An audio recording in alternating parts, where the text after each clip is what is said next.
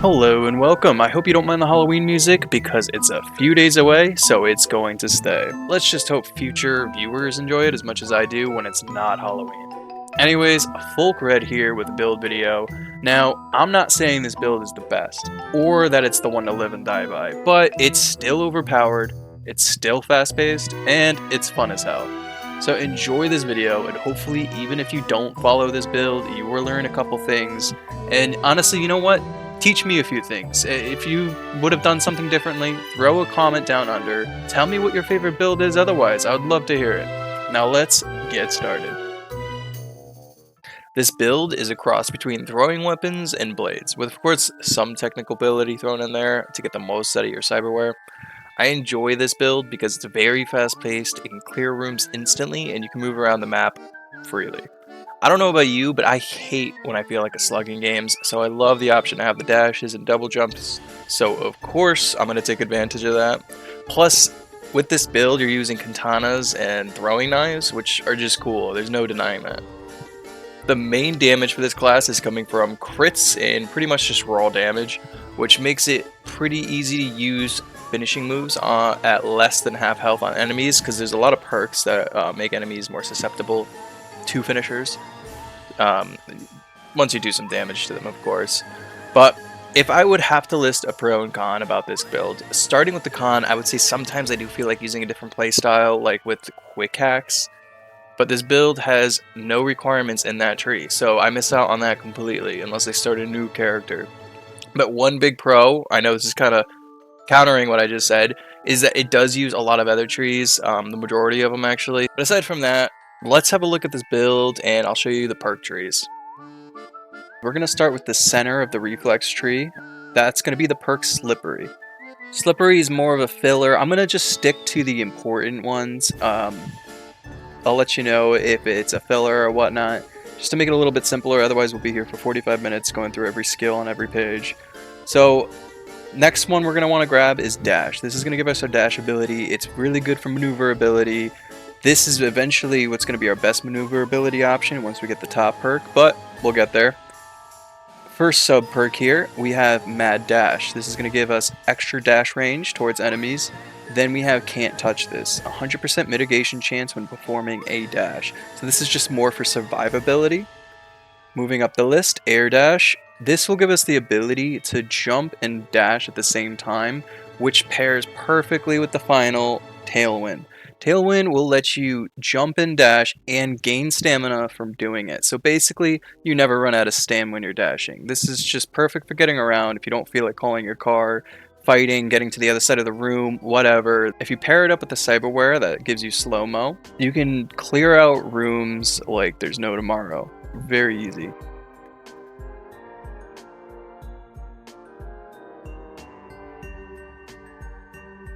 Moving over to the right side of the screen, we're going to start with the first perk here, Lead and Steel. It's good for stamina cost reduction and deflecting bullets.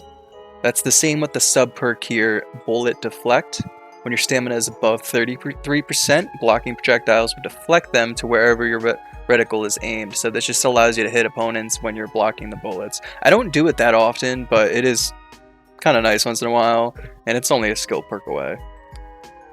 Then we have Seeing Double, increased damage and stun chance with counterattacks. Not really all that impressive, but why we want it is for the Flash and Thunderclap. That's a great gap closer, high damage. It gives you an extra 50% damage with your elite strong attacks, up to a 50% I should say, so the closer you are the less damage it'll do, but it's great gap closer. You can even hop ledges with this thing if you're looking at someone.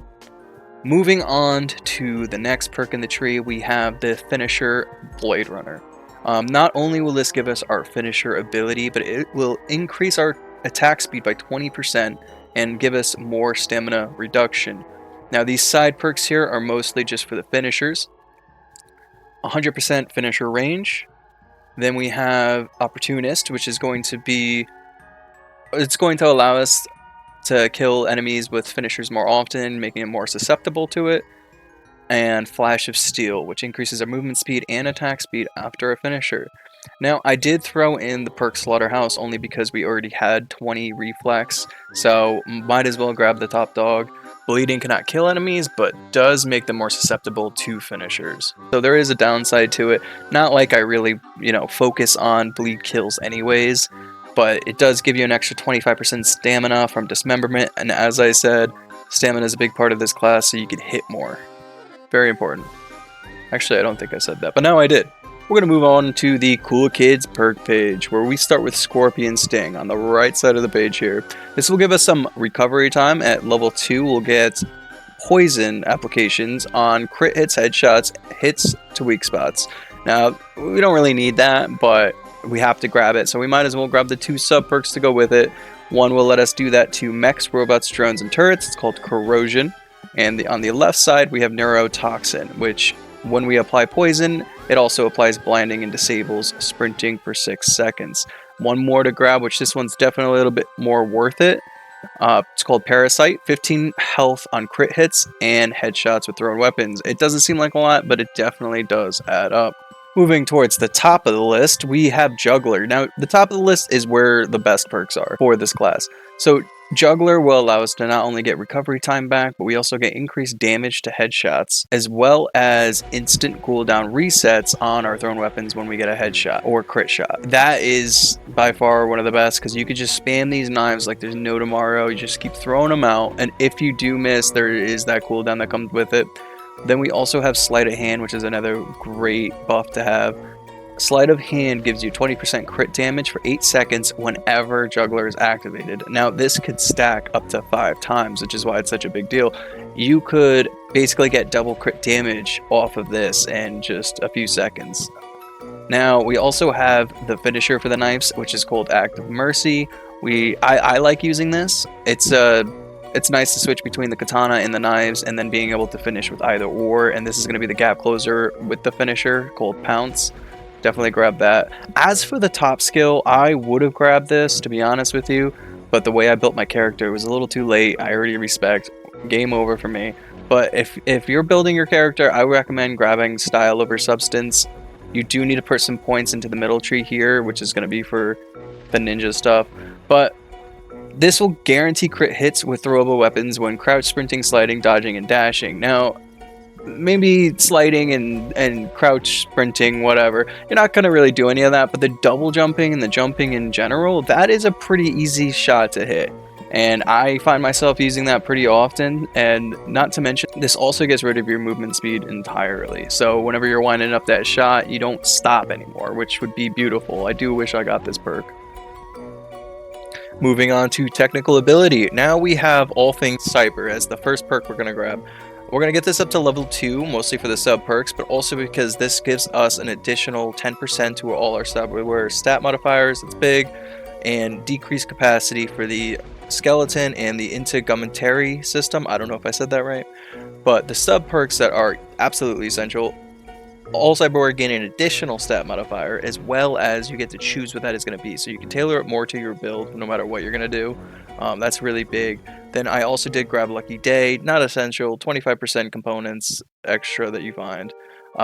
Renaissance Punk, I would say absolutely grab this, plus 40 your Cyberware capacity for each attribute 9 or higher. That adds up, and we need that. Moving off, we have License to Chrome. Now we're going to get another 10% Cyberware stat modifier increase, but we also get a little bit of armor from this one. Not too bad. I would say you don't need to get level 3, but I did just for the boosted stats from the skeleton. Then we have plus 15 duration for all Cyberware effects. Now this is one of the ones that we absolutely want to grab for our Cyberware. The ability is the Sandevistan ability. Now, I don't know, again, if I said that right. There's a lot of big words in this game, you know? But that, I'm sure everyone knows what that is. You slow time down, all the enemies are basically frozen in time, and you just run around and murder them all. Now, I'm going to post a picture of my other trees here because I did put some points into some other things. It's mostly for survivability, but if you're curious, I'll put it up there, but you don't need it. Moving on to the Cyberware components. Now, I'm going to start with the operating system here. The Militech Apogee Sandevistan is the one I am going with, mostly because of the fact that you can extend the duration and it gives you a ton of stamina in return as well as a lot of damage. Not to mention it slows time down by 85%, at least for the tier 5 one. I know some stats are going to be a little bit different, but this has to be number 1. Number 2, I would say, is probably the Kuroshi Cockatrice Optics. This is because it gives us just a base increase crit chance by 30%. At number 3, we have the Handle Wraps for the hands. This will increase your crit chance by 23% when you throw a throwable weapon. At number 4, I would go with Dense Marrow. That's going to be located in the skeleton. This will give us a base increase of 27% increased melee damage, as well as a 15% melee stamina reduction. Number 5, we have Stabber. That's going to be found in the nervous system. This gives us another 20% increased crit chance with blades and throwable weapons. Then at 6, we have the Micro Rotors. That's going to be found in the circulatory system. With the Micro Rotors, you get a 24% increased melee attack speed. Although it cannot exceed 2 attacks per second, you still see a big difference. At number 7, we have the Quantum Tuner found in the frontal cortex. You don't find this until after you beat Phantom Liberty DLC. But whenever another Cyberware implant is fully used, Quantum Tuner instantly restores its cooldown up to a max of 40 seconds. Now this also gives us a passive effect of minus 12% cooldown time for all other Cyberware.